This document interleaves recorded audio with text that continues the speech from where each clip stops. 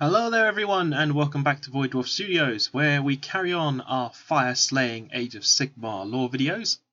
And this will be the last one for now, because we are at the top of the hierarchy. And second only from the very top are the Runesons. Now, Runesons are the, frankly, a little bit crazy offspring of the Runefather. Runefathers tend to have many Runesons, mostly because, well, they are, as I've previously mentioned, a bit reckless.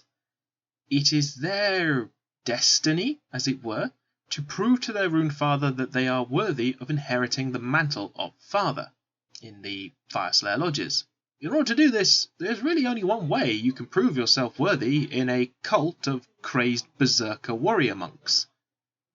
And that's by killing a lot of things. A lot of big things, a lot of small things, capturing their banners, taking their skulls. Basically, as much loot and booty as you can get your hands on will make you more likely to become the next Runefather. Those who fail in this, well, they tend to be fighting things, so if they fail they tend to die. And really that's all there is to it. A Runeson is a fantastic model in and of its own right, as you can have these guys either mounted on Magmadroths or wandering around on foot. Personally, I love the version on the Magmadroth, but the one on foot has got its merits. Starting with the Runeson on foot, he has a very respectable stat line of 5 wounds, 7 bravery, 4+ save and a 4-inch move, which is very respectable for your dwarf. And you can kit him out in 2 different ways. The first one, which is the most traditional and quote-unquote fluff-friendly, is giving him a Wormslayer javelin, as well as having fire steel throwing axes. The Wormslayer javelin has the following stat profile. It has a 12-inch range, it's a single attack that hits on a 4, wounds on a 3 with -1 rend and d3 damage. The reason you take a Wormslayer javelin is because of this wonderful little rule that it has. Basically, these specialized javelins are designed to pierce the hides of far larger creatures, dragons, other Magmadroths, zombie dragons, giants, trolls, anything big.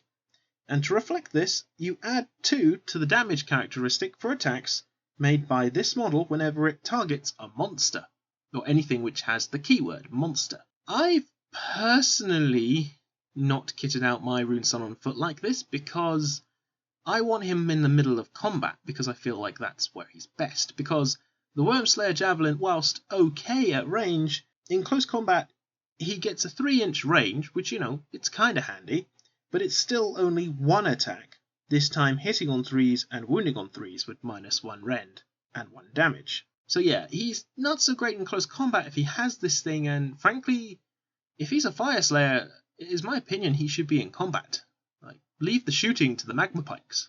You can kit him out in a different way, however, which is giving him a ancestral war axe, which, is pretty good. 1 inch, 3 attacks, hitting on 3s, wounding on 4s, and d3 damage apiece. So, yeah, that's much more respectable in close combat, and of course he still has his throwing axes, which, you can toss and hitting on 5, wounding on 5 with 1 damage. With an 8-inch range, you might be able to do something if you can remember to throw the axe, which is forgotten more times than I get to count. He has one other rule which is very handy. He can reroll his hit rolls for all of his attacks if he's within 6 inches of a friendly Runeson character. This is because Runesons vie for attention and glory so much that they try their best to outdo each other, and this is kind of what leads them to reckless and crazy acts, which is reflected in their command ability. It's called Dauntless Assault. What this means is you pick a friendly model with this command ability and you add 1 to its wound rolls for attacks, and this will affect all Fyreslayer units within 12 inches. So basically, you use this command ability in your hero phase with your Runeson, and then everything within 12, wholly within 12, to be fair, gets to re-roll attacks. Now, if you've got Volkite Berserkers with twin axes, this isn't all that helpful, but if you've got say, magma pikes, if you've got other Runesons on, say, magmadrophs, or hell, your Runefather with his wonderful latchkey axe, which we will get to later on. I'm very fond of my Runeson on foot, especially with the Ancestral Axe, because, well, he gets stuck into combat. The Volkite Berserkers with picks that I tend to try and run with him get to reroll their hits, and, you know, that little extra rend and damage is very much appreciated. And then you have the upgrade, the Runeson on a magmadroph. And his loadout is basically the same. You know, you can take the Fyreslayer Javelin or the Ancestral War Axe. The main things that are different are, of course, you get the Magmadroph's wonderful abilities, boosting his wounds to 14, giving him a 7 bravery and a 4-up save, and all the lovely trimmings that a Magmadroph comes with. The ability to spit lovely, lovely globs of lavary fire, the lashing tail that does D3 mortal wounds, the volcanic blood that does mortal wounds, and he keeps his vying for glory ability, meaning that all Runesons within 6 inches of him get to reroll hits. So it's great to take Runesons in batches of 2 to 3 if you can. Maybe have 2 of them on foot and 1 on a Magmadroph. You know, see if they can outdo each other in sheer craziness. But his command ability changes, and personally I prefer this slightly more over the one on foot. Molten Battering Ram. Basically, these Runesons on these Magmadrophs are so reckless that they charge headlong into the thickest concentration of foes that, well, it can only inspire everyone around him to charge into the gap as well. Basically, you pick your Runeson. After it's made a charge move, you can pick one enemy model within an inch, and you roll a dice. On a 2+, that model takes d6 mortal wounds. So basically, you slam into a unit, and then any unit that is within an inch of this model takes d6 mortal wounds. Nice, nice, nice. It's even funnier when you have multiple Magmadrophs charging into this same gap. Because, well, it's just... Oi, I'm looking forward to this very much, having 3 Magmadrophs charging into a battle line at the same time. Because a Magmadroph is difficult to stop. 3 at once? That's gonna be tough, even for some of the strongest of characters and models out there. And now we come to the Granddaddy. The head of all Fyreslayer lodges, you have the Runefather. With the literal blood of Grimnir flowing through his veins, yes, they have sort of divine god blood flowing through their veins, Runefathers are just ridiculous. They have managed to temper their Runeson-like rage and managed to install a lot of wisdom. It is the Runefather's job, after all, to make sure that the lodge gets a constant incoming supply of A, battles, which equal money, and B, Urgold, because he will be watched by the Zahagrim priesthood, who will basically tally up and keep an account of every single thing he does, and he will be constantly measured to his previous Runefather. And yeah, that can be a heavy burden on these poor dwarven lords, and it is really their sole responsibility to make sure that their lodge continues to prosper. Even though these guys are constantly seeking out battle, they also have to make sure that the lodge continues to grow and has a healthy infrastructure and all that jazz. Like, the priests can manage the day-to-day stuff on the whole, but making sure that they get good contracts and, you know, mercenary work and making sure the Urgold keeps coming, yeah, it's the Runefather's job to make absolutely sure that there is a constant supply. And these guys are beasts in close combat.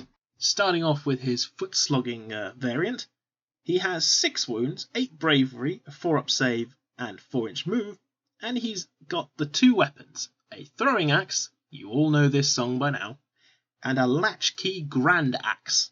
This wonderfully impossible crazy weapon is not only, well, an axe, as you can relatively clearly see, it is also the key to the most important room in the entire Fyreslayer lodge, the vault, where all the Urgold, treasures, trophies, and magical doodads tend to get hidden. Because this is the Runefather's sole responsibility. If he gets killed, that grand axe of his must be passed to a successor, because otherwise the lodge ain't going to be able to access all that wonderful booty, and, well, that's going to be a problem. And these Runefathers have a stare so crazy that they can actually make people really not want to fight them. This is rumoured to be because of their divine blood, and the fact that, well, a piece of Grimnir flows through them. They are often covered in the best runes possible, so they often take on some of Grimnir's more scary aspects. For example, Stare Down. In your hero phase, you pick an enemy unit within 3 inches, and you subtract D3 from that unit's bravery characteristics until the next hero phase. Meaning you can pick the unfortunate unit that you are either about to fight or are fighting, make its bravery really suffer, and then when you fight them and potentially win, you make it all the more certain that they're gonna die in vast numbers. And that doesn't stop there. That weird design that the axe has, it's not just to be an over-elaborate key weapon, it's also a way of trapping and breaking weapons, reflected in the following rule: Weapon Breaker. At the end of your combat phase, you pick an enemy hero within 3 inches and roll a dice. On a 6, pick one of the melee weapons that model is armed with. Subtract 1 from hit rolls for attacks made with that weapon for the rest of the battle. Now, you can only pick one weapon on one model per game, but it doesn't matter whether it's a magical weapon or not. You can basically just grab it in your axe, twist and break it, and then, well, that model ain't hitting you so good anymore, which is very handy. And finally, the command ability for your foot-slogging Runefather, Lodge Leader. You add 1 to charge rolls for friendly Fyreslayer units within 12 inches, until the end of the phase. So yeah, this is a fantastic ability when you're about to charge into an enemy unit. And, well, yeah, that extra 1 to your charge roll can make all the difference. And finally, by far my favourite variant and one of my favourite models to date, Runefather on Magmadroth. I love this model. And I do love the amount of damage he can output when he's in the right mood. Although it can be a bit tricky. The axe for both the foot slogging and on Magmadroth variant is 3 attacks, 3-inch range, hitting and wounding on 3s with -1 rend and 3 damage. Now you think hitting on a 3 should be relatively straightforward, but you'd be amazed how often how often I've managed to miss with this fantastic weapon, which is often why I try to give him a magical item that either lets him hit on 2s, or at the very least makes him wound easier. Anywho though, your Runefather on top of the Magmadroth has all the goodies that you previously had, including your Stare Down ability, your Weapon Breaker, and, say it with me now, Roaring Fire Stream, meaning that you melt people alive with molten lava, Tail Wagging, which means, well, it does a hell of a lot more than it ever did in Pokemon, Volcanic Blood, meaning even if you hurt the thing, it's gonna hurt you back, and Stare Down. Oh, and of course Weapon Breaker, because that's hilarious. The main difference is the command ability, Steadfast Advance. Basically, until the next hero phase, you do not take battle shock tests for any Fyreslayers that are within 18 inches of this model. Wholly within 18 inches of this model. Which is all kinds of hilarious, because even if you are going to have a bad turn and you can feel it coming, you can at the very least make it so that Fyreslayers don't run and don't die further from morale checks. That is amazing. So the question becomes, why do you field the ones on foot compared to the ones on the Magmadroths? Well, there is absolutely no doubt that if you stick your Runeson or Father on the Magmadroth, they're gonna output a hell of a lot more damage.